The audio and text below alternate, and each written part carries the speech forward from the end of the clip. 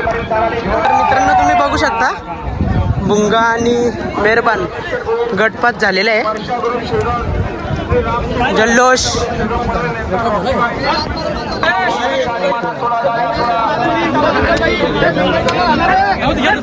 शैल्या हे शैल्या वर नाही तर